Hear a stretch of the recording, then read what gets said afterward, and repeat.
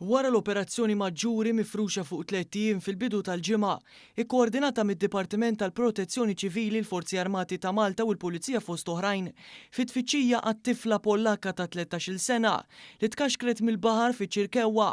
One News tkellem ma' Kedrick Tabone li kellu rwol importanti f'din il-missjoni anke biex instab il-katavru ta' ċkejkna.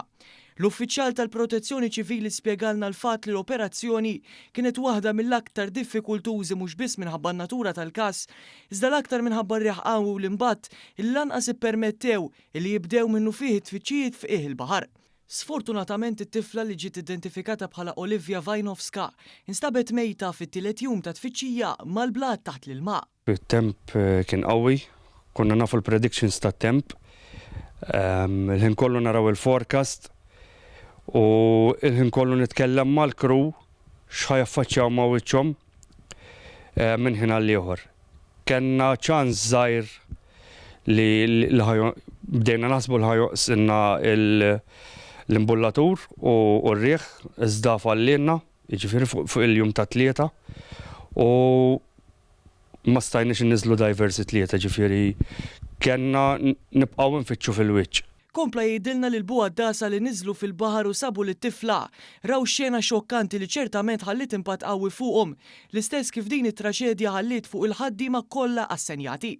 F'ċirkostanzi simili wkoll tingħata għajnuna anke psikoloġika lill-uffiċjali involuti. Aħna jkollna ħafna każi differenti, mhux kollha jkunu imxandrin fuq il-medja u naraw ħafna affarijiet u ħafna okkażjonijiet differenti. Ġifieri daw mbagħad wara jiġu referuti għandna servizz tal-gvern li huwa ISP.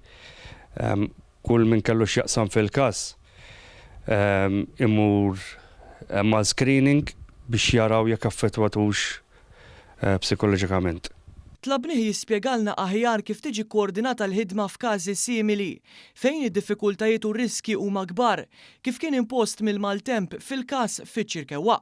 Għallilna li l-ewwel ma jiġri f'każi bħal dawn u li jinħatar incident commander li jkun responsabbli mill-ħidma kollha relatata mal-każ.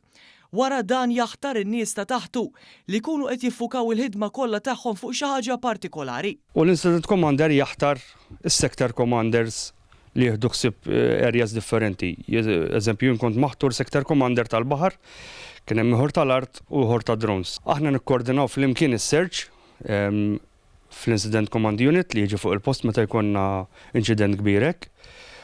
U nikkoordinaw kollox flimkien aħna tlieta jew erba' u ngħaddu l-informazzjoni kollha lill-incident commander li jkun jista' jgħaddiha lill-ġurnalisti l-min isaqsih.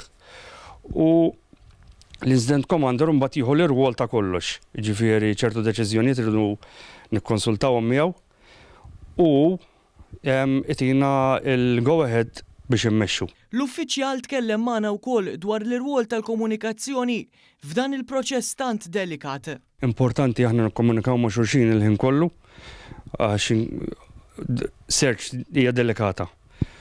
Ma jkollniex lok ta' ħela ta' riżorsi, ġifieri jekk tal-art fitxu dik l-erja jaraw li hemm tal-baħar magħhom ukoll ftit il-barra minnhom. U nimmonitorjaw il-ħin kollu fejn issir is-search. Ħalli mhux terġa' ssir search doppja. Avolja fil-każ li kellna nagħmlu ħafna patterns differenti ta' searches.